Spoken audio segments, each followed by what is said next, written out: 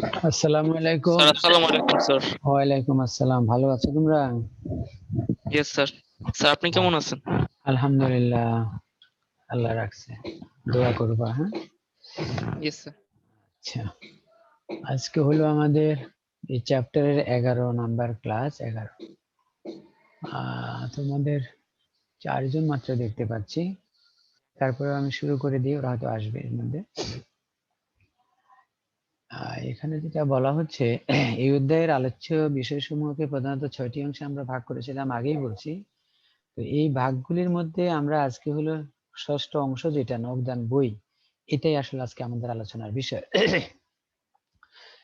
তো এর ষষ্ঠ অংশের নবদান বইয়ের আলোচনায় গুরুত্বপূর্ণ আলোচ্য বিষয়সমূহ সম্পর্কে একটু বলিনি আগে। নবদান বইয়ের সংজ্ঞা এবং বৈশিষ্ট্য আমরা জানবো আজকে। নবদান বইয়ের গুরুত্ব ও প্রয়োজনীয়তা, নবদান বইয়ের প্রকারভেদ বা শ্রেণী বিভাগ, কন্ট্রা এন্ট্রি বা বিপরীত দাখিলা এবং এর প্রয়োগ, বিভিন্ন প্রকার নবদান বই প্রস্তুত করার নিয়মাবলী এবং এর নমুনা ছক, এই 5টা অংশ আজকে আমাদের আলোচনার বিষয়। নগদান বইয়ের সংজ্ঞা: হিসাবের যে বইতে সকল প্রকার নগদ লেনদেন লিপিবদ্ধ করা হয় তাকে নগদান বই বলে। তাহলে সংজ্ঞা থেকেই আমরা বুঝতেছি যে নগদ লেনদেন লেখা হবে, যেমন মনে করো ধারে পণ্য ক্রয়, এটা আসবে না। আবার যদি তোমাকে বলা হয় 10,000 টাকার পণ্য ক্রয় করা হলো, যার 7,000 টাকা নগদে পরিশোধ, তাহলে ওই 7,000 টাকা আসবে, 3,000 টাকার ঘটনাটা আর আসবে না, কারণ সেটি ধারে বোঝাচ্ছে। কারণ সংজ্ঞাতেই কি আসবে সেটা পরিচয় আমরা পেয়ে গেছি। ব্যাপক অর্থে বলা যায় যে হিসাবের যে বইতে সকল প্রাপ্তি, নগদ প্রাপ্তি ও নগদ প্রদান সংক্রান্ত লেনদেন লিপিবদ্ধ করা হয় এবং নির্দিষ্ট সময়ান্তে মোট নগদ প্রাপ্তি এবং নগদ প্রদানের পার্থক্য করে উদ্বৃত্ত পরিমাণ নির্ণয় করা হয় তাকে নগদান বই। অর্থাৎ ওই আগের লাইনটাকে একটু বিশ্লেষণ করে বলেছে যে এখানে সকল প্রকার নগদ প্রাপ্তি এবং নগদ প্রদান লেখা হবে, আর নির্দিষ্ট সময় শেষে যোগ বিয়োগ করে উদ্বৃত্ত নির্ণয় করতে হবে। তাহলে এই দৃষ্টিভঙ্গি থেকে আমরা অনেক সময় নগদান বইকে খতিয়ানও বলে থাকি, কারণ খতিয়ানেই শুধুমাত্র আমরা উদ্বৃত্ত নির্ণয় করি। আবার যে সকল লেনদেন আমরা নগদান বইতে লিপিবদ্ধ করি সরাসরি, সেগুলির জন্য কিন্তু আর জাবেদা রাখতে হয় না। এজন্য নগদান বইকে একদিকে জাবেদাও বলা হয়, আর একদিকে খতিয়ানও বলা হয়। অর্থাৎ জাবেদার কিছু বৈশিষ্ট্য এর মধ্যে পরিলক্ষিত হয়, আবার খতিয়ানের কিছু বৈশিষ্ট্য এর মধ্যে পরিলক্ষিত হয়। যেমন উদ্বৃত্ত নির্ণয়করণটা, এটা কিন্তু খতিয়ানের কাজ, এটা কিন্তু জাবেদার কাজ ছিল না। তাহলে নগদান বই একদিকে জাবেদা আর একদিকে খতিয়ান, উভয়ের বৈশিষ্ট্য ধারণ করে। এরপরে বলা হচ্ছে বৈশিষ্ট্য। নগদান বইয়ের সংজ্ঞা বিশ্লেষণ করলে এর কতগুলো বৈশিষ্ট্য পরিলক্ষিত হয়, সেগুলো নিম্নরূপ। নগদান বইয়ে শুধুমাত্র নগদ লেনদেনগুলো লেখা হবে। নগদান বইয়ের নির্দিষ্ট ছক থাকে। নগদান বইয়ের ছকে 2টি দিক থাকে, অর্থাৎ এটা টি ফরম্যাটে করা হয়। এক দিক, বাম দিক হলো ডেবিট আর ডান দিক হলো ক্রেডিট। নগদান বইয়ে তারিখ ও ব্যাখ্যা প্রদান করা হয়, এই অংশটা কিন্তু জাবেদার বৈশিষ্ট্য। নগদান বইয়ের উদ্বৃত্ত নির্ণয় করা হয়, এটা হলো খতিয়ানের বৈশিষ্ট্য। যদি আলাদাভাবে চিন্তা করি, এই যে 4 নাম্বার এবং 5 নাম্বার, এই দুইটি বৈশিষ্ট্য দুইটা বইয়ের থেকে নেয়া, এজন্য নগদান বই একদিকে জাবেদা আর একদিকে খতিয়ান। নগদান বইয়ের উদ্বৃত্ত সরাসরি রেওয়া মিলে স্থানান্তর করা হয়, এটা কিন্তু খতিয়ানেরই কাজ। কারণ খতিয়ানে যে উদ্বৃত্তগুলি থাকে সেগুলো দিয়ে আমরা রেওয়া মিল তৈরি করি। অনুরূপভাবে বলা হচ্ছে নগদান বইয়ের উদ্বৃত্ত সরাসরি রেওয়া মিলে স্থানান্তর করা হয়। নগদান বই হিসাবের প্রাথমিক বই, অর্থাৎ জাবেদা যেমন হিসাবের প্রাথমিক বই, নগদান বইটাও হিসাবের প্রাথমিক বই। কারণ কি, যে সকল লেনদেন নগদান বইতে সরাসরি লেখা হয় সেগুলির জন্য আর জাবেদা রাখা হয় না। তাহলে এটা কিন্তু জাবেদার বৈশিষ্ট্য নগদান ধারণ করছে। নগদান বই এক প্রকার বিশেষ জাবেদা। এটা হলো বিশেষ জাবেদা। আমরা যে জাবেদার শ্রেণী বিভাগ করেছি এর মধ্যে নগদান বইয়ের কথাও আছে। নগদান বই একাধারে জাবেদা এবং খতিয়ান উভয়ই। নগদান বইয়ের স্বতন্ত্র হিসাব বিভাগ থাকে। নগদান বই সংরক্ষণের জন্য একটা স্বতন্ত্র বিভাগ থাকে। তোমরা যারা মাঝে মধ্যে ব্যাংকে যাও, দেখবা ক্যাশ কাউন্টার যেটা আছে বা ক্যাশ ডিপার্টমেন্ট যেটা আছে, এটা কিন্তু সুরক্ষিত অবস্থায় থাকে। এখানে সাধারণত ক্যাশের লোকজনই বেশি ঢুকতে পারে, অন্যান্য লোকজনকে এখানে ঢুকতে দেওয়া হয় না। কারণ ওই অংশটা খুব সুরক্ষিত রাখতে হবে। ওখানে মনে করো ক্যাশ ডিপার্টমেন্ট ছাড়া অন্য কোনো ডিপার্টমেন্টের লোক ঢুকলো, ঢুকে কিছু টাকা পয়সা নিয়ে গেল, দায়বদ্ধ হবে ক্যাশ ডিপার্টমেন্টের লোকজন। এই জন্য ওখানে সবাইকে এন্ট্রেন্স দেওয়া হয় না। আর সাধারণ পাবলিক তো ক্যাশ ডিপার্টমেন্টে এন্ট্রেন্স নাই, একদম দূরে থেকে লেনদেন করতে হয়। এরপরেই বলা হচ্ছে নগদান বইয়ের গুরুত্ব ও প্রয়োজনীয়তা। নগদান বই প্রস্তুতকরণের মাধ্যমে প্রতিষ্ঠান যে কোনো সময় হাতে নগদ তহবিলের পরিমাণ জানতে পারে, তাই নগদান বইয়ের গুরুত্ব ও প্রয়োজনীয়তা অপরিসীম। নিম্নে নগদান বইয়ের গুরুত্ব ও প্রয়োজনীয়তা উল্লেখ করা হলো। তাহলে নগদান বইয়ের গুরুত্বের অন্যতম কারণ হলো নগদান বই তৈরি করে আমরা জানতে পারি যে আমাদের হাতে নগদের পরিমাণ কত। যেমন মনে করো তুমি এখন শপিং এ বের হবা, এখন তোমাকে জানতেই হবে তোমার পকেটে কত টাকা আছে, আর কি পরিমাণ টাকা লাগবে, অথবা কি পরিমাণ টাকা লাগবে না, তোমার যা আছে তা দিয়ে চলবে। তাহলে একটা পরিমাণ তোমাকে জানতে হবে। আর এই জানার কাজটা যে মাধ্যমে তুমি বাইর করবা সেটাকেই বলা হচ্ছে আসলে নগদান বই। তো আমরা হয়তো ব্যক্তি জীবনে এরকম বই রেখে আর বাইর হই না, অন্তত আমরা আমাদের পকেটের টাকাগুলো গুনে বের হই যে আমার কত টাকা প্রয়োজন, আমার কাছে আছে কত টাকা, তাহলে কি আমি কাজটা আজকে করতে পারবো নাকি পারবো না। কাজটা আজকে যদি করতে হয় তাহলে আমার ফান্ড যদি সাফিসিয়েন্ট না থাকে তাহলে আমি অতিরিক্ত অর্থ কার কাছ থেকে নিব, এসব কিন্তু হিসাব নিকাশ করতে হয়। হিসাব নিকার কাজটাই কিন্তু আসলে নগদান বই। তো ব্যবসা জগতে এগুলি লিপিবদ্ধ ভাবে করা হয়, কারণ ব্যবসায়ী কোনো সিদ্ধান্ত নিতে গেলে তার জানতে হবে তার এই মুহূর্তে কত টাকা আছে, কত টাকা প্রয়োজন। এই কথাটাই বলা হচ্ছে শুরুর লাইনে। তারপরেও কিছু গুরুত্বের কথা নিচে বলা হলো আবার। 1 নাম্বার বলা হচ্ছে মোট নগদ প্রাপ্তি ও মোট নগদ প্রদান সম্পর্কে জানা যায়। এখান থেকে আমরা উদ্বৃত্ত ছাড়াও জানতে পারি, যেমন মনে করো ডেবিট দিকের প্রাপ্তির দিকের যোগফল করে আমি জানতে পারি আমি মোট কত টাকা পেয়েছি। আবার প্রদানের দিকের যোগফলটা টেনে আমি জানতে পারি আমি মোট কত টাকা প্রদান করেছি। যেমন মনে করো আমি পেয়েছি 1 লাখ, প্রদান করেছি 80,000, তাহলে উদ্বৃত্ত স্বাভাবিকভাবে 20,000, এটাও যেমন জানলাম, সাথে সাথে আমি কত টাকা পেয়েছি, কত টাকা প্রদান করলাম, এটাও জেনে গেলাম। তাহলে এটা জানার সুবিধাটা কি, ভবিষ্যতে মনে করো কোনো মাস সম্পর্কে যদি আমি ধারণা করতে চাই যে আমি প্রতি মাসে 1 লক্ষ টাকা পাই, 80,000 টাকার মতো খরচ হয়ে যায়, তাহলে আমার আরো উদ্বৃত্ত থাকে 20,000, তাহলে কোনো মাসে যদি এর উল্টা ঘটনা ঘটে আমি সেটাকে নিয়ন্ত্রণ করতে পারবো যে আমি তো 1 লাখের বেশি আসলে খরচ করতে পারবো না, কারণ আমার আসে 1 লক্ষ টাকা। আমি যদি 1,10,000 টাকাই খরচ করে বসে থাকি তাহলে আমাকে হাত পাততে হবে, আমার প্রতিষ্ঠানকে হাত পাততে হবে, প্রতিষ্ঠান ঋণী হয়ে যাবে। তবে ঋণ আমরা নিব না, আমরা সেটা বলতেছি না, তবে আমাদেরকে হিসাব নিকাশ করে অগ্রসর হইতে হবে। এটা সম্পর্কে বলা হচ্ছে মোট নগদ প্রাপ্তি এবং মোট নগদ প্রদান সম্পর্কে জানা যায়। 2, নগদ তহবিলের পরিমাণ জানা যায়। তহবিল ওই যে উদ্বৃত্ত যেটা, সেটাও জানা যাচ্ছে। ভুল জুয়া চুরি ও তহবিল তছরূপ উদ্ঘাটন ও প্রতিরোধ করা যায়। ভুল জুয়া চুরি আর তহবিল তছরূপ বলা হচ্ছে। তো ভুল জুয়া চুরি এই দুইটা আলাদা জিনিস। ভুল হইলো অনিচ্ছাকৃত কোনো কাজ হয়ে যাওয়া, আর জুয়া চুরি হলো ইচ্ছাকৃত হওয়া। যেমন কিরকম, মনে করো তুমি ভুলে 100 টাকার জায়গায় কোনো ঘটনা 1000 টাকা লিখলা, 900 টাকা বেশি লিখলা, এটা ভুল। যেমন মনে করো একটা খরচ বেতন 100 টাকা, কিন্তু ক্যাশিয়ার সাহেব পরিশোধ দেখাচ্ছেন 1000 টাকা খাতাপত্রে, তাহলে খাতাপত্রে যে 1000 টাকা দেখালো এটা যদি ভুলের মাধ্যমে হয়, ভুল করে তাহলে দেখা যাবে যে আসলে পরিশোধ বাস্তবিক পক্ষে ক্যাশ বাক্স থেকে 100 টাকাই করেছে, খাতায় শুধু 1000 টাকা লিখেছে, এটা ভুল। কিন্তু জুয়া চুরি যদি করে তখন সে 100 টাকার খাতায় দেখালো 1000 টাকা, আবার ক্যাশ বাক্স থেকে সে 1000 টাকাই সরিয়ে ফেলছে, সরিয়ে যাকে 100 টাকা দেওয়ার কথা তাকে 100 টাকাই দিয়েছে, আর নিজের পকেটে ঢুকালো 900 টাকা। তাহলে এটা কিন্তু জুয়া চুরি, মানে জালিয়াতি বলা হয়, এটা তহবিল তছরূপ বলা হয়। অর্থাৎ এটা ইচ্ছাকৃত ভাবে করেছে ক্যাশিয়ার। এখন যদি ক্যাশিয়ার সাহেব বলতে চায় যে আমার এটা ভুল হয়েছে, তুমি এটা প্রমাণ করার উপায় কি হবে, তুমি ক্যাশ বাক্সটা লক করে দিবা তার সামনে, যে উঠে যান আপনি, আমি ক্যাশ বাক্স বন্ধ করে দিলাম, আমি খুলবো একা একা। তখন তুমি খুলে দেখবা যে সে তো বলছে ভুল, তাহলে ভুল হইলে ক্যাশ বাক্সে যা থাকার কথা সেটা প্রকৃতই থাকবে। আর যদি ইচ্ছাকৃত ভাবে হয় তাহলে দেখবা যে যা থাকার কথা তার থেকে আরো 900 টাকা কম আছে। যদি কম থাকে তাহলে অবশ্যই প্রতীয়মান হবে যে আপনি এটা ইচ্ছাকৃত ভাবে করেছেন, আপনি তো টাকাটা সরাই ফেলছেন এখান থেকে। তার মানে কি, এটা ভুল কেমনে হয়, ভুল হলে তো টাকাটা ক্যাশ বাক্সেই পড়ে থাকবে। ভুল করেছেন খাতায় ঠিক আছে, কিন্তু টাকাটা ক্যাশ বাক্সে পড়ে থাকবে। এই জন্য বলা হচ্ছে ভুল জুয়া চুরি ও তহবিল তছরূপ উদ্ঘাটন ও প্রতিরোধ করা যায় নগদান বইয়ের মাধ্যমে। পৃথক জাবেদা দাখিলা বা খতিয়ান হিসাব প্রস্তুত করার প্রয়োজন হয় না। আমরা পৃথক জাবেদাও করব না, পৃথক খতিয়ানও করব না, কারণ ওই যে বলা হচ্ছে নগদান বই, জাবেদা এবং খতিয়ান, অর্থাৎ নগদান বই রাখলে জাবেদার কাজও শেষ, খতিয়ানের কাজও শেষ। যেমন কেউ যদি মনে করো সকালবেলার নাস্তাটা একটু দেরিতে খাও, 11টার দিকে 12টার দিকে, তাহলে তোমার এটা নাস্তাও হয়ে যাবে, দুপুরের খাবারও হয়ে যাবে। তাহলে এটা কিন্তু স্বাস্থ্যের জন্যও ভালো, টাকা পয়সার দিক থেকেও ভালো। সময় ও শ্রমের সাশ্রয় হয়। এই নগদান বই রাখলে তোমার সময়ও বাঁচবে, শ্রমও বাঁচবে, পরিশ্রমও বাঁচবে। তার মানে কি? অর্থাৎ তুমি একসাথে দুই কাজ করতেছো, জাবেদা আর আলাদাভাবে রাখতে হবে না, আবার খতিয়ান ও নগদান হিসাব আলাদাভাবে রাখতে হবে না। এই জন্য সময় ও শ্রমের সাশ্রয় হবে। ভবিষ্যৎ রেফারেন্স হিসাবে কাজ করে।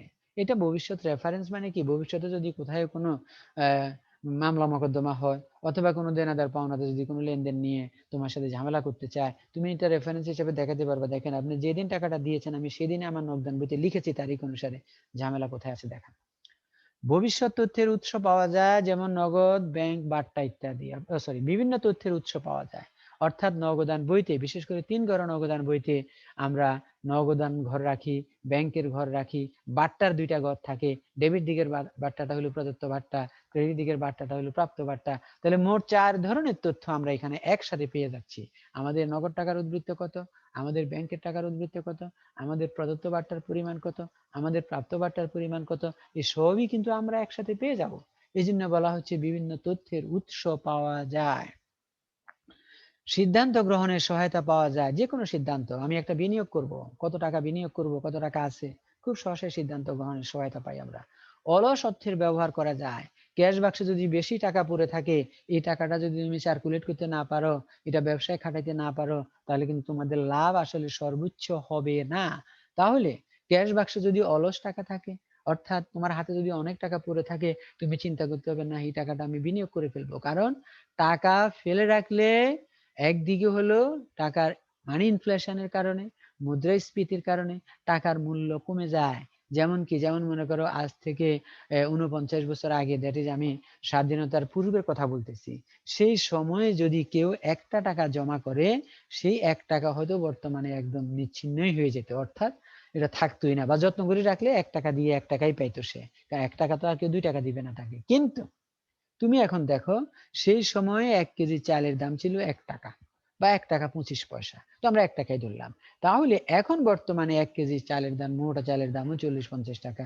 চিকন চালের দাম তো আরো বেশি, পোলাও চালের দাম আরো বেশি। তাহলে কেউ যদি ওই 1 টাকা ধরে না রেখে 1 টাকা দিয়ে 1 কেজি চাল কিনে রাখতো, তাহলে এই 1 কেজি চাল এখন বিক্রি করলে সে 50 টাকা পাবে বা 60 টাকা পাবে বা 70 টাকা পাবে। তার মানে কি? টাকা ধরে রাখা ঠিক না। টাকা দিয়ে তুমি কিছু করতে হবে।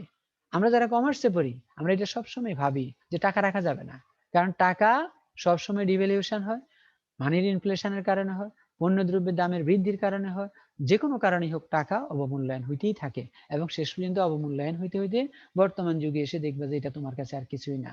যেমন মনে করো আমাদের গার্ডিয়ান যারা আছেন, ওনাদের যাদের মনে করো 10 বছর আগে 1 লাখ টাকা ছিল, এই 1 লাখ টাকা দিয়ে যদি একটা সম্পদ কোথায় কিনে রাখে, একখণ্ড ভালো জমি যদি কোথায় কিনে রাখে, এটার দাম হয়ে গেছে এখন 20 লাখ। আর আরেকজন লোক 1 লাখ টাকা ধরে রাখছে, তার এই 1 লাখ টাকা 1 লাখ টাকাই হয়তো আছে, কারণ সে তো কোথাও খাটাইতে পারে নাই, অলস ভাবে পড়েছিল টাকাটা, সে ইউজ করতে পারে নাই। এই জন্য আমরা যারা কমার্স পড়াশোনা করি, আমাদেরকে সব সময় চিন্তা করতে হবে আমরা কখনোই ক্যাশ টাকা ফেলে রাখবো না। এই জিনিসটা তোমাদের একজন শিক্ষক হিসাবে, একজন অভিভাবক হিসাবে আগেই পরামর্শটা দিয়ে রাখলাম। ভবিষ্যৎ জীবনে কখনোই টাকা ফেলে রাখবা না, টাকাকে ইউজ করতে হবে। নগদান বইয়ের প্রকারভেদ বা শ্রেণীবিভাগ। ব্যবসায়ের আকার, নগদ লেনদেনের প্রকৃতি, পরিমাণ ইত্যাদির উপর ভিত্তি করে নগদান বইকে নিম্নোক্ত ভাবে বিভক্ত করা যায়: 1 ঘরা নগদান বই, 2 ঘরা নগদান বই, 3 ঘরা নগদান বই, খুচরা নগদান বই। 1 ঘরা নগদান বই মানে এটা আসলে খতিয়ানের অনুরূপ, মানে নগদান হিসাবের অনুরূপ, এখানে শুধু নগদ টাকার ঘর থাকে। আর 2 ঘরা নগদান বই মানে হলো যেখানে উভয় দিকে টাকার ঘর 2টা থাকবে, একটা নগদ একটা ব্যাংকের, উভয় দিকে থাকবে 2টা করে। 3 ঘরা নগদান বইয়ে আরেকটা ঘর বেড়ে যাবে, নগদ, ব্যাংক এবং সাথে বাট্টা। ক্রেডিট দিকেও নগদ, ব্যাংক এবং বাট্টা। তবে ডেবিট দিকের বাট্টাটা হলো প্রদত্ত বাট্টা, ক্রেডিট দিকের বাট্টার ঘর হলো প্রাপ্ত বাট্টা। এবং এই দুটি বাট্টার ঘরের কিন্তু কোনো উদ্বৃত্ত নির্ণয় করতে হয় না, ব্যালেন্সিং করতে হয় না। কারণ একটা বাট্টা হলো আমি দিচ্ছি, এটার পরিমাণ আমাকে সঠিকভাবে জানতে হবে, আরেকটা বাট্টা আমি পাচ্ছি, সেটার পরিমাণ সঠিকভাবে জানতে হবে। এখানে যদি আমি ব্যালেন্স করে দিই, তাহলে কিন্তু আমার বাট্টার ঘরের রাখার যে উদ্দেশ্য সেটাই ব্যর্থ হয়ে যাবে। কিন্তু নগদ ঘর এবং ব্যাংক ঘরের অবশ্যই উদ্বৃত্ত নির্ণয় করতে হবে। বাট্টার ঘরের কখনোই উদ্বৃত্ত নির্ণয় করতে হয় না। আর খুচরা নগদান বই যেটা, খুচরা নগদান বইটা হলো বড় বড় প্রতিষ্ঠান যারা মেনটেন করে, যাদের মনে করো ডেইলি হাজার হাজার কোটি টাকার নগদ লেনদেন হয়, তাদের ক্ষেত্রে এই খুচরা নগদান বইটা রাখতে হয়। কেন? ওই সকল প্রতিষ্ঠানে মাঝে মধ্যে কিছু কাস্টমার আসে যাদেরকে চা খাওয়াইতে হয়, একটু আপ্যায়ন করাইতে হবে, বা ছোটখাটো কিছু জিনিসপত্র কিনতে হয় মাঝে মধ্যে। এখন মনে করো একজন প্রধান ক্যাশিয়ার যে সে 1 কোটি টাকার একটা লেনদেন করলো, তারপরেই তার কাছে আসলো একজনকে আপ্যায়ন করা হলো 10 টাকা বা 20 টাকা, এটাও লিখেন। কিন্তু সে এটা লিখলে দেখো তুমি, আমরা যদি টাকার সংখ্যার একক দশক গুণে সংখ্যার নিচে সংখ্যা বসাইতে চাই, 1 কোটি টাকার পরে 10 টাকা লিখলে কেমন লাগবে? অনেক সময় দেখা যায় 10 টাকা লিখতে গিয়ে আবার 10,000 টাকাই লিখে বসে আছে। তাহলে একদিকে যেমন টাকার সংখ্যার মধ্যে সামঞ্জস্যতা না থাকার কারণে আমাদের মূল নগদান বইটা বিশৃঙ্খলতা হয়ে যাবে, নগদান বইটা দেখতেও সুন্দর লাগবে না। কারণ একবার 1 কোটি টাকার লেনদেনের পরে আবার লিখতেছি 10 টাকা 20 টাকার লেনদেন, তাহলে এটা কি সুন্দর হবে? যেমন মনে করো কোথায় তোমরা 4-5 জন বন্ধু যাচ্ছ একত্রে, এরা যদি কিছুটা সমসাময়িক হও সব দিক থেকে, টাকা পয়সা, হাইট, চলাফেরা, তখন এক ধরনের হবে। আর যদি টাকা পয়সার দিক থেকেও সমান না হও, বা মনে করো উচ্চতার দিক থেকে সমান না হও, বা চলাফেরার দিক থেকে সমান না হও, তাহলে দেখবা সবার কাছে খারাপ লাগতেছে, বা যে এরকম মানের আছে তার কাছেও খারাপ লাগতেছে যে আমার সাথে আসলে এদের হচ্ছে না, আমি এদের সাথে অ্যাডজাস্ট করতে পারতেছি না। সুতরাং খুচরা নগদান বই আমাদেরকে আমাদের ব্যক্তি জীবনের জন্য কিছুটা মূল্যবোধ শিখায়, যে আমি আমার মূল্যবোধ কোথায়, আমি কোথায় গেলে আমাকে ধরে রাখতে পারবো, সেই জিনিসটা আমাকে খুঁজে বের করতে হবে। এরপরেই বলা হচ্ছে একঘরা নগদান বই কাকে বলে একটা সংজ্ঞা দেওয়া হয়েছে, খুব সংক্ষেপে বলি। যে নগদান বইয়ে ডেবিট ক্রেডিট উভয় দিকে মাত্র একটি করে টাকার অঙ্ক ঘর থাকে, তাকে একঘরা নগদান বই বলে। আর কিছু বললাম না। 2 ঘরা নগদান বই, যেখানে উভয় দিকে 2টি করে টাকার ঘর থাকবে, একটি নগদ একটি ব্যাংক। আর 3 ঘরা নগদান বই একটু আগে আমি বলেছি, নগদ, ব্যাংক এবং বাট্টা। তবে নাম 3 ঘরা হইলেও আসলে এখানে লেনদেন লেখা হয় 4 ধরনের: নগদ লেনদেন, ব্যাংক লেনদেন, প্রদত্ত বাট্টার লেনদেন, প্রাপ্ত বাট্টার লেনদেন। এরপরেই বলা হচ্ছে খুচরা নগদান বই, যেটা নিয়ে একটু আগেই গল্প করলাম। প্রতিষ্ঠানের দৈনন্দিন খুচরা খরচ সম্পাদনের জন্য যে নগদান বই প্রস্তুত করা হয় তাকে খুচরা নগদান বই বলে। প্রধান ক্যাশিয়ার খুচরা ক্যাশিয়ারের হাতে একটি নির্দিষ্ট সময়ের জন্য এককালীন কিছু টাকা দিয়ে থাকে, যাকে খুচরা তহবিল বলে। এই খুচরা তহবিল থেকে প্রয়োজন মতো খুচরা খরচ সম্পাদন করে তার হিসাব রাখার জন্য খুচরা ক্যাশিয়ার একটি পৃথক নগদান বই সংরক্ষণ করেন, তাকে খুচরা নগদান বই বলে। অর্থাৎ খুচরা ক্যাশিয়ার, ওনাকে আলাদাভাবে কিছু টাকা দেয়া হয়। কে দেয়? প্রধান ক্যাশিয়ার দেয়, প্রতিষ্ঠান দেয়। যেমন মনে করো আরেকটা বাস্তব উদাহরণ দিই, কোনো একটা দাওয়াতের অনুষ্ঠানে বড় বড় খাওয়া দাওয়ার আয়োজন আছে, সাথে একটু হালকা চা পানি অথবা মনে করো পান খাওয়ার আয়োজন আছে, তখন এই পানের দায়িত্ব একজনকে দিয়ে দেওয়া হবে, যে আপনি শুধু পানের দিকটাই দেখবেন। তাহলে ওনাকে কিছু টাকা দিয়ে বলবে আপনি পান কিনবেন, পান খাওয়াবেন, এটাই আপনার কাজ, অন্য কোনো কাজ নাই। তাহলে এই জিনিসটা হলো খুচরা নগদান বই। তারপরে বলা হচ্ছে কন্ট্রা এন্ট্রি বা বিপরীত দাখিলা। বিপরীত দাখিলা বা কন্ট্রা এন্ট্রি হয় 2 ধরনের লেনদেনের। অর্থাৎ সাধারণত সংজ্ঞাটা হলো এরকম, যে লেনদেন নগদান বইয়ের ডেবিট এবং ক্রেডিট উভয় দিকে লিপিবদ্ধ করতে হবে। তবে ডেবিট দিকে যদি ব্যাংকের ঘরে টাকাটা লিখি, ক্রেডিট দিকে লিখবো নগদ ঘরে। অথবা যদি ডেবিট দিকে তোমার নগদ ঘরে লিখি, ক্রেডিট দিকে লিখবো ব্যাংকের ঘরে। এই যে 2টা অবস্থা, এটা নগদান বইয়ের উভয় দিকে লিখতে হয়, এটাকে আমরা কন্ট্রা এন্ট্রি বা বিপরীত দাখিলা বলি। তবে 2টি লেনদেন শুধু কন্ট্রা হয়। একটা হলো নগদের টাকা ব্যাংকে জমা দেয়া, আরেকটা হলো ব্যাংক থেকে অফিসের প্রয়োজনে, কারবারের প্রয়োজনে তুলে আনা। এই 2টা লেনদেনকে আমরা কন্ট্রা এন্ট্রি করে থাকি। এইটা হলো কন্ট্রা এন্ট্রি, আর কিছুই না। তাহলে 2টা এন্ট্রি মনে রাখবা, একটা হলো নগদ টাকা অফিস থেকে নিয়ে ব্যাংকে জমা দেয়া, আরেকটা হলো ব্যাংক থেকে অফিসের প্রয়োজনে টাকা উত্তোলন করা। এই 2টা এন্ট্রি হবে আমাদের কন্ট্রা এন্ট্রি বা বিপরীত দাখিলা। আচ্ছা, এরপরে বলা হচ্ছে কন্ট্রা এন্ট্রির প্রয়োগ। সাধারণত নিম্নোক্ত 2টি ক্ষেত্রে কন্ট্রা এন্ট্রি বা বিপরীত দাখিলা হয়ে থাকে, যেটা আগে আলাপ করেছে। তো এটার প্রয়োগের ক্ষেত্রে একটু দেখো, ব্যাংকে হিসাব খুললে বা ব্যবসায়ের টাকা ব্যাংকে জমা দিলে কি লিখতে হবে দেখো। বলা হচ্ছে ব্যবসায়ের অর্থ নিয়ে ব্যাংকে জমা দিলে ব্যবসায়ের নগদ অর্থ কমে যায় এবং ব্যবসায়ের ব্যাংক ব্যালেন্স বৃদ্ধি পায়, তাই এরূপ লেনদেন একবার নগদান বইয়ের ডেবিট দিকে ব্যাংক ঘরে লিখতে হবে, আরেকবার সমপরিমাণ অর্থ ক্রেডিট দিকে নগদ ঘরে লিখতে হবে। অর্থাৎ ডেবিট দিকে যে ঘরে লিখবা, ক্রেডিট দিকে তার উল্টা ঘরে লিখবা। আর ডেবিট দিকে শিরোনামের ঘরে যে শিরোনামটা লিখবা, ক্রেডিট দিকে তার উল্টা শিরোনামটা হবে। ব্যবসায়ের প্রয়োজনে ব্যাংক থেকে টাকা তুললে এটা হলো ডেবিট দিকে আসবে নগদ ঘরে, আর ক্রেডিট দিকে যাবে ব্যাংকের ঘরে। এই এরপরে দেখো বিভিন্ন প্রকার নগদান বই প্রস্তুত করার নিয়মাবলী। নগদান বই প্রস্তুত করার ক্ষেত্রে সবচেয়ে গুরুত্বপূর্ণ বিষয় হচ্ছে নগদ লেনদেনের প্রকৃতি, পরিমাণ ইত্যাদির উপর ভিত্তি করে বিভিন্ন প্রকার নগদান বই প্রস্তুত করতে হয়। নিম্নে গুরুত্বপূর্ণ নগদান বইসমূহ প্রস্তুত করার নিয়মাবলী সংক্ষেপে আলোচনা করা হলো। এখন বলি, অনেক সময় বলা হয় প্রশ্নে উপযুক্ত ঘর সম্বলিত নগদান বই তৈরি করো। তখন তুমি যদি দেখো তোমার লেনদেনগুলির মধ্যে নগদ লেনদেন আছে, ব্যাংকের লেনদেন আছে, বাট্টা সংক্রান্ত লেনদেন আছে, তাহলে উপযুক্ত বলতে 3 ঘোড়া। আর যদি তুমি দেখো যে নগদ ব্যাংক আছে বাট্টা নাই, তাহলে উপযুক্ত বলতে 2 ঘোড়া। আবার যদি দেখো শুধুমাত্র নগদ লেনদেন আছে, ব্যাংকও নাই, আবার তোমার বাট্টাও নাই, তাহলে উপযুক্ত বলতে 1 ঘোড়া নগদান বই বোঝাবে। আবার যদি তোমাকে অনেক খুচরা খরচ, কাগজ, কালি, কলম, মণিহারি, পেন্সিল, রাবার ইত্যাদি ক্রয় এগুলো বোঝাচ্ছে, বলছে উপযুক্ত ঘর সম্বলিত নগদান বই তৈরি করো, তাহলে বোঝা যাবে খুচরা নগদান বই তৈরি করতে বলছে। তাহলে উপযুক্ততা প্রমাণ করতে হবে লেনদেনের প্রকৃতির ভিত্তিতে, যে আমি এই লেনদেনগুলির জন্য কোন নগদান বই তৈরি করব। 2 ঘোড়া নগদান বই প্রস্তুত করার নিয়মাবলী বলছে, সংক্ষেপে একটু বলে নিই। 1 নাম্বার, কেবলমাত্র নগদ ও ব্যাংক সংক্রান্ত লেনদেন সমূহ 2 ঘোড়া নগদান বইতে লিপিবদ্ধ করতে হবে। 2 ঘোড়া নগদান বইয়ের ডেবিট দিকে ব্যালেন্স বিডি লিখে আর প্রারম্ভিক নগদ তহবিল নগদ কলামে এবং প্রারম্ভিক ব্যাংক ব্যালেন্স ব্যাংক কলামে লিখতে হবে।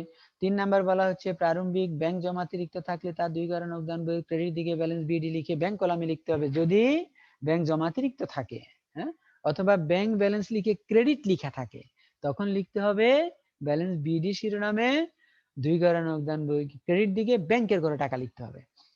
যে কোনো উৎস থেকে নগদ অর্থ পাওয়া গেলে তা 2 ঘোড়া নগদান বইয়ের ডেবিট দিকে নগদ কলামে লিখতে হবে। তারপরে বলা হচ্ছে যে কোনো উৎস থেকে চেক পাওয়া গেলে তা 2 ঘোড়া নগদান বইয়ের ডেবিট দিকে ব্যাংক কলামে লিখতে হবে। তাহলে প্রথমে বলছে যদি আমরা নগদ পাই ডেবিট দিকে নগদ কলামে, যদি চেক পাই ডেবিট দিকে ব্যাংক কলামে। যে কোনো খাতে নগদ অর্থ প্রদান করলে 2 ঘোড়া নগদান বইয়ের ক্রেডিট দিকে নগদ কলামে, অর্থাৎ নগদ টাকা দিচ্ছি তাহলে ক্রেডিট দিকে নগদ কলামে টাকাটা লিখবো। যে কোনো খাতে চেকের মাধ্যমে প্রদান করলে তাহলে 2 ঘোড়া নগদান বইয়ের ক্রেডিট দিকে ব্যাংক কলামে লিখতে হবে। 8 নাম্বার বলা হচ্ছে ব্যাংক সুদ মঞ্জুর করলে, ব্যাংক তোমাকে সুদ দিচ্ছে মানে তোমার জমা টাকার উপরে সুদ তোমাকে দিচ্ছে, তাহলে এটা হবে ডেবিট দিকের ব্যাংক কলামে। আবার যদি ধার্যকৃত চার্জ বলে অথবা ব্যাংক জমাতিরিক্তের সুদ বলে, তাহলে লিখতে হবে ক্রেডিট দিকের ব্যাংকের কলামে।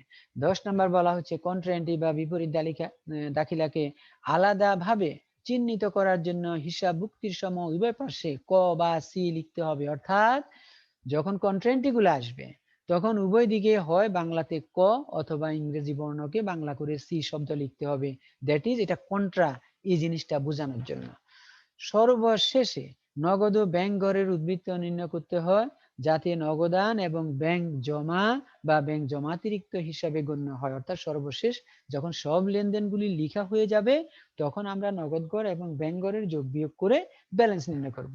তবে সব সময় নগদ ঘরের ডেবিট দিক বড় হবে এবং ক্রেডিট দিকে ব্যালেন্স সিডি লিখতে হবে, আবার ডেবিট দিকে নগদ ঘরে এসে ব্যালেন্স বিডি লিখতে হবে। কিন্তু ব্যাংকের ঘরের একটু ব্যতিক্রমী ঘটনা ঘটে যেতে পারে। আমরা আশা করি ব্যাংকেও আমাদের ডেবিট দিকেই বড় হবে, কিন্তু মাঝে মধ্যে তা হয় না। তখন আমাদের ব্যাংকের ক্রেডিট দিকও বড় হয়ে যেতে পারে। তখন আমরা ক্রেডিট দিকটা যোগ করে ডেবিট দিকে ব্যালেন্স সিডি লিখতে হবে, আর ওই ব্যালেন্স সিডি কে বলা হবে ব্যাংক জমা অতিরিক্ত। হ্যাঁ, অর্থাৎ ব্যাংকে আমার যা জমা ছিল তার থেকে আমি বেশি তুলে নিয়েছি। এরপরে বলা হচ্ছে 2 ঘোড়া নগদান বইয়ের নমুনা বা ছক দেয়া হয়েছে। দেখো ডেবিট ক্রেডিট দুইটা ভাগে ভাগ করা হয়েছে। তারপরে ডেবিট দিকে হলো কয়টা কলাম দেখো একটু, 6টা। তারিখ, হিসাবের নাম, রসিদ নং, খতিয়ান পৃষ্ঠা, নগদ টাকা আর ব্যাংকের টাকা। ক্রেডিট দিকে এখানে একটু বলি, তোমার ব্যাংকের পরে দ্যাট ইজ ডান দিকে এবং তারিখের বাম দিকে যে একটা কলা লাইন আছে সোজা, এই লাইনটাকে একটু ডাবল করে দিবা। কেন? এটা কিন্তু নগদান বইকে 2 ভাগে ভাগ করার লাইন। এটা অন্যান্য লাইনের মধ্যে এরকম সিঙ্গেল করে রাখবা না, এটাকে তোমরা পেন্সিল দিয়ে মোটা করে দিবা, ডাবল করে দিবা, যাতে বোঝা যায় এটা একটা মিডল পয়েন্ট। আচ্ছা, তারিখ, হিসাবের নাম, এখানে হবে বাউচার নাম, যেখানে প্রাপ্তির সময় হয় রসিদ নাম, খরচের ক্ষেত্রে হয় বাউচার নাম, আর খতিয়ান পৃষ্ঠা ঠিক আছে, নগদ টাকা আর ব্যাংকের টাকা। এরপরে হলো 2 ঘোড়া নগদান বই সংক্রান্ত সাধারণ সমস্যা এবং সমাধান। দেখো নিম্নলিখিত লেনদেনগুলি মাহবুব এন্ড কোম্পানি এর 2 ঘোড়া নগদান বইতে লিপিবদ্ধ করো। 2018 মে মাসের 1 তারিখ জনাব মাহবুব নগদ 20,000 টাকা এবং 10,000 টাকা ব্যাংক জমা নিয়ে ব্যবসা আরম্ভ করলেন। এটা লিখতে হবে ডেবিট দিকে। ব্যালেন্স বিডি লিখে নগদ করে 20,000, ব্যাংকের করে 10,000। আমি সমাধানটা এখনই দিয়ে দিচ্ছি। 4 তারিখ নগদে পণ্য ক্রয় 7,500, চেকের মাধ্যমে পণ্য বিক্রয়। তাহলে ক্রেডিট দিকে আগে লিখো, ক্রয় হিসাব লিখে নগদ ঘরে 7,500 আর চেকের মাধ্যমে পণ্য বিক্রয়। একই তারিখ ডেবিট দিকে লিখতে হবে বিক্রয় হিসাব ব্যাংকের কলামে 3,700। 5 তারিখ ব্যাংকে জমা দেওয়া হলো, এটা কন্ট্রান্টি। ডেবিট দিকে লিখতে হবে তোমার নগদান হিসাব লিখে টাকাটা ব্যাংকের ঘরে 2,000 আর লেনদেনটার পাশে লিখবা, ইংলিশে লিখলে বাংলা করে লিখবা সি আর বাংলায় লিখলে ক। এটাই আবার 5 তারিখ ক্রেডিট দিকে লিখতে হবে ব্যাংক হিসাব লিখে নগদ ঘরে টাকাটা যাবে, ব্যাংক হিসাব নগদ ঘরে টাকা হবে 2,000, আবারও সি লিখতে হবে বা ক লিখতে হবে। সুমনের নিকট থেকে পণ্য ক্রয় 5,000 টাকা এবং সাগরের নিকট পণ্য বিক্রয় 3,000। খেয়াল করো, সুমনের নিকট থেকে পণ্য ক্রয় 5,000 এবং সাগরের নিকট পণ্য বিক্রয় নগদ শব্দ উল্লেখ নাই, বরং নাম উল্লেখ আছে। কোন ক্রয় বা বিক্রয়ে নাম উল্লেখ থাকলে, নগদ শব্দ উল্লেখ না থাকলে সেটা ধারে লেনদেন হিসাবে বিবেচিত হয়, এটা এখানে আসবে না। নাজমুলের নিকট থেকে ঋণ নেওয়া হলো, এটা আসবে। ঋণ নিচ্ছি মানে তো নগদ টাকা আসতেছে, তাহলে ডেবিট দিকে নাজমুলের ঋণ হিসাব বা শুধু ঋণ হিসাবও লিখতে পারো, তবে আমি বলবো নাজমুলের ঋণ হিসাব লিখে নগদ ঘরে লিখবা 3,000 টাকা। 2,000 টাকার পণ্য বিক্রয় করে নগদে 1,200 টাকা, অবশিষ্ট টাকা চেকে পাওয়া গেল। 2,000 টাকার মধ্যে নগদে পাচ্ছি 1,200, অবশিষ্ট টাকা পাচ্ছি চেকের মাধ্যমে, তার মানে পেয়ে গেছি। তাহলে ডেবিট দিকে বিক্রয় হিসাব লিখে নগদ কলামে লিখবা 1,200 আর চেকের মাধ্যমে যেটা পেয়েছি 800 টাকা, এটা লিখবা ব্যাংকের কলামে। নগদে আলমারি ক্রয়, তাহলে আলমারি ক্রয় করতেছি, টাকা কিন্তু চলে যাচ্ছে, তাহলে ক্রেডিট দিকে নগদ কলামে লিখবো টাকাটা, কিন্তু শিরোনাম কি হবে? আলমারি ক্রয় লিখলে হবে? হবে না। আলমারিটা আমরা ব্যবহারের জন্য কিনেছি, তাহলে ব্যবহারের জন্য যেটা কিনলাম এটা আমাদের কাছে শিরোনাম হবে আসবাবপত্র। আমাদের কাছে শিরোনাম কি হবে? আসবাবপত্র হিসাব। তাহলে নগদ ঘরে টাকা হবে 6,000। ব্যাংক থেকে উত্তোলন 4,500 টাকা, যার মধ্যে মালিকের ব্যক্তিগত প্রয়োজনে উত্তোলন 2,000। খেয়াল করো, ব্যাংক থেকে মোট তুলেছি 4,500, যার মধ্যে মানে এর ভিতরে মালিকের আছে 2,000, তাহলে প্রতিষ্ঠানের জন্য কত টাকা তুললাম? 2,500। তাহলে প্রতিষ্ঠানের জন্য যেটা তুললাম সেটাই হবে কন্ট্রান্টি 2,500। তাহলে ডেবিট দিকে ব্যাংক হিসাব লিখে নগদ ঘরে 2,500, আবার ক্রেডিট দিকে নগদান হিসাব লিখে ব্যাংকের ঘরে 2,500। আবার ক্রেডিট দিকে মালিকের যে অংশটা সেটা আসবে ক্রেডিট দিকে, উত্তোলন হিসাব লিখে ব্যাংকের ঘরে 2,000। তাহলে ক্রেডিট দিকে ব্যাংকের ঘরে মোট 4,500 হলো, তবে দুইবার লিখতে হলো। একটা লিখলাম আমরা ব্যাংক হিসাব শিরোনাম দিয়ে, তোমার সরি নগদান হিসাব শিরোনাম লিখে ব্যাংকের ঘরে 2,500, আমরা মালিকেরটা লিখলাম উত্তোলন শিরোনাম দিয়ে 2,000, এবং মালিকেরটা কিন্তু কন্ট্রান্টি হবে না, এটা তো মালিক নিয়ে যাচ্ছে। সাগরের নিকট থেকে 2,000 টাকা একটি চেক পেয়ে ব্যাংকে জমা দেওয়া হলো, ডেবিট দিকে প্রাপ্য হিসাব সাগর লিখতে পারো বা শুধু সাগর হিসাবও লিখতে পারো, তবে প্রাপ্য হিসাব সাগর লেখাটাই বেটার। 2,000 টাকা লিখে ব্যাংকের ঘরে। সাগরের চেকটি ব্যাংক কর্তৃক প্রত্যাখ্যাত হলো, সাগরের চেকটা আবার প্রত্যাখ্যান হয়ে গেছে। তাহলে আমরা ভেবেছিলাম টাকা ব্যাংকে বেড়ে গেছে বা বেড়ে যাবে, কিন্তু শেষ পর্যন্ত বাড়ে নাই, সাগরের টাকা আদায় করা যায় নাই। তাহলে ক্রেডিট দিকে আবার প্রাপ্য হিসাব সাগর লিখে ব্যাংকের ঘরে, মানে ব্যাংকে টাকাটা জমা হবে ভেবেছিলাম, এখন ভাবলাম না জমা হয় নাই, তাহলে খাতাপত্রে কমাই দিলাম, এজন্য ক্রেডিট দিকে প্রাপ্য হিসাব সাগর লিখে ব্যাংকের ঘরে 2,000। নগদে ভাড়া প্রদান 1,500 টাকা এবং বিমা সালামি বাবদ চেক প্রদান 2,300 টাকা। ভাড়া দিয়েছি নগদে, টাকা চলে যাচ্ছে, তাহলে ভাড়া খরচ হিসাব বা শুধু ভাড়া হিসাব লিখে ক্রেডিট দিকে নগদ ঘরে 1,500। আবার বিমা সালামি বাবদ চেক প্রদান করলাম, এটাও খরচ, তাহলে বিমা খরচ বা বিমা সালামি খরচ লিখে কোন দিকে লিখতে হবে? ক্রেডিট দিকে, চেকের মাধ্যমে বিদায় ব্যাংকের ঘরে লিখতে হবে। ব্যাংক সুদ মঞ্জুর করলো, তাহলে আমাদের টাকা বাড়তেছে ব্যাংকে, তাহলে এটা ডেবিট দিকে ব্যাংক সুদ হিসাব লিখে বা ব্যাংক কর্তৃক মঞ্জুরিকৃত সুদ হিসাব লিখে লিখবা ডেবিট দিকে ব্যাংকের ঘরে 750 টাকা। সমাধানটা দেখানো হয়েছে, তোমরা দেখে নেবা ফাইনালি। আমি এখন শুধু যোগ বিয়োগের কথা বলি। এখন দেখো, এই অবস্থায় আমরা দেখলাম দুইটা ঘরের, দ্যাট ইজ নগদ এবং ব্যাংক, উভয় ঘরেরই কোন দিক বড়? ডেবিট দিক বড়। তাহলে ডেবিট দিক যোগ করলাম, নগদের যোগফল হলো আমাদের 26,700 আর ব্যাংকের ঘরের যোগফল হলো 19,250। এই যোগফলটাই আমরা ক্রেডিট দিকে নিয়ে গেলাম, 26,700 লিখলাম, 19,250 লিখলাম। পরবর্তীতে নগদ ঘরে ব্যালেন্স সিডি এর উপর পর্যন্ত, দ্যাট ইজ শুরু থেকে 1500 টাকা পর্যন্ত যে লেনদেনগুলি ছিল সেগুলি বিয়োগ করলে আমাদের একটা ব্যালেন্স থাকে নগদ টাকার, সেই ব্যালেন্সটা হলো 9,700। এটা কি আমরা লিখলাম মে মাসের শেষ দিন, ব্যালেন্স সিডি 9,700। আর ব্যাংকের ঘরেরও অনুরূপভাবে 19,250 থেকে শুরু থেকে 2,300 পর্যন্ত যে টাকাগুলো আছে এগুলি বিয়োগ করলাম, আমরা দেখলাম আমাদের ব্যাংকে জমা আছে 10,450 টাকা। এগুলি ব্যালেন্স সিডি করার পরে উদ্বৃত্ত নির্ণয়করণ শেষ হলো। এখন এগুলাকে টেনে পরের মাসের শুরুতে আবার ডেবিট দিকে আনতে হবে। মানে কোন হিসাবের যেই দিক বড় সেই দিকে সমাপনী লাইনের নিচে আবার ব্যালেন্স বিডি করে আনতে হয়। যেমন আমরা নিয়ে আসলাম, দেখো ব্যালেন্স সিডি 9,700 নগদের, এটা এখন জুলাইয়ের 1 তারিখে ব্যালেন্স বিডি করলাম 9,700। ব্যাংকের ঘরের ব্যালেন্স সিডি ক্রেডিট দিকে 10,450, এটাও জুলাই মাসের 1 তারিখে আবার আমরা ব্যালেন্স বিডি করলাম ব্যাংকের ঘরে 10,450। এ ছিল আমাদের 1 নাম্বার সমস্যা। 2 নাম্বারটা দেখো, নিম্নের তথ্যাবলীর ভিত্তিতে জনাব মোহাম্মদ কামালের 2 ঘরে নগদান বই প্রস্তুত করো। নগদ তহবিল এবং ব্যাংক জমা অতিরিক্ত। নগদ তহবিলের টাকাটা যাবে ডেবিট দিকে ব্যালেন্স বিডি নামে, আর ব্যাংক জমা অতিরিক্তের টাকাটা যাবে ক্রেডিট দিকে ব্যাংকের গলে, তাও ব্যালেন্স বিডি। মানে শুরুর দিকে আমি যাই লিখবো ব্যালেন্স বিডি নামে হবে। বিলের বিনিময়ে পণ্য বিক্রয়, বিলের বিনিময়ে পণ্য বিক্রয় করলে আসবে না, কারণ বিল নগদ টাকা নয়। 2 তারিখের প্রাপ্ত বিলখানি আদায়ের জন্য ব্যাংকে জমা দেয়া হলো, বিল আদায়ের জন্য ব্যাংকে জমা দিলাম, এবার এটা আসবে ডেবিট দিকে, প্রাপ্য বিল হিসাব লিখে ব্যাংকের ঘরে 4,000 টাকা। কিন্তু 2 তারিখ আসে নাই।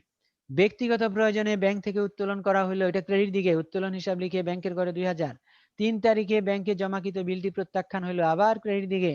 বিলটা যার কাছ থেকে পেয়েছিলাম, তো যার কাছ থেকে পেয়েছিলাম তার নামতে হবে আমাদের প্রাপ্য হিসাব, তাহলে প্রাপ্য হিসাব লিখে আমাদের ওই বিলের টাকাটা ব্যাংকের ঘরে আবার ক্রেডিট করে দিতে হবে। মানে এটা বেনিশ হয়ে গেল, শেষ। কমিশন পাওয়া গেল ডেবিট দিকে, কমিশন হিসাব বা প্রাপ্ত কমিশন হিসাব লিখে নগদ করে ব্যাংকে জমা দেওয়া হইলো, কন্ট্রা এন্ট্রি হবে ডেবিট দিকে নগদান লিখে ব্যাংকের করে, আর ক্রেডিট দিকে ব্যাংক লিখে নগদ করে, উভয় দিকে সি লিখতে হবে।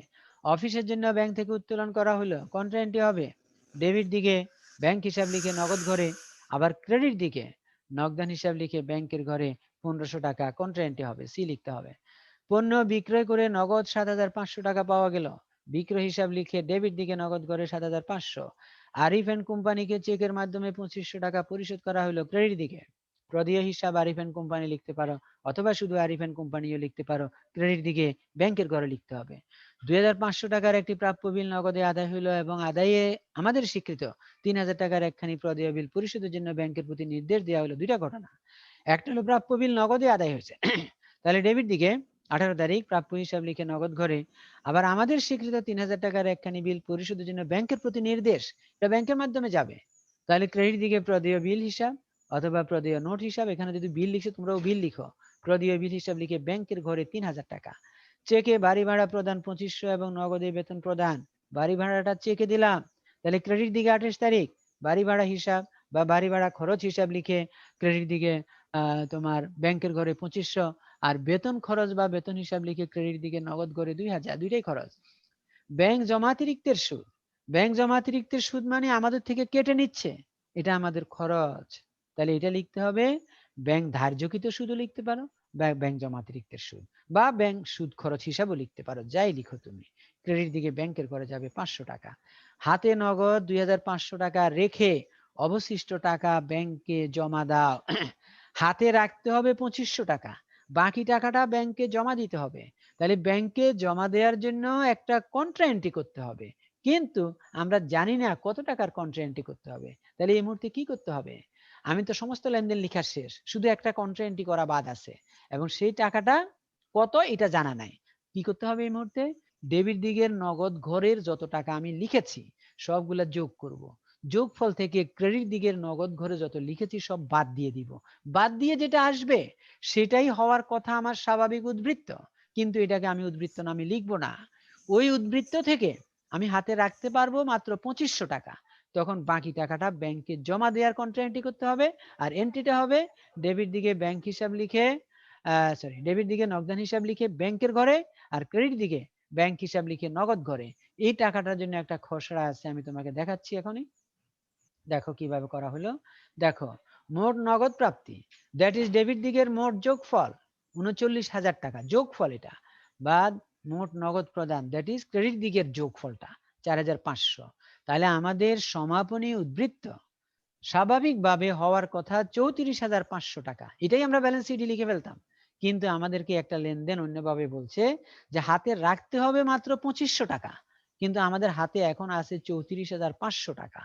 তাহলে ২৫০০ টাকা রাখবো, বাকি টাকাটা রাখবো না। তো বাকি টাকাটা কি পুকুরে ফেলে দিব না পানিতে ফেলবো? না, ব্যাংকে জমা দিয়ে দিব। তাহলে ৩৪,৫০০ থেকে ২৫০০ টাকা বাদ দিলে আমি ব্যাংকে জমা দেওয়ার মতো টাকা পাচ্ছি কত?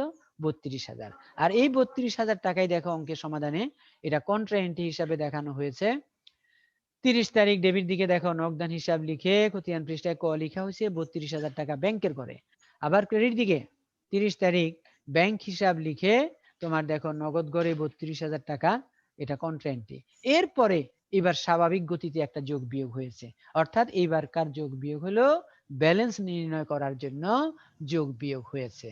এ ছিল অবস্থান। তো আশা করি বুঝতে পেরেছ। টাইমও প্রায় শেষের দিকে।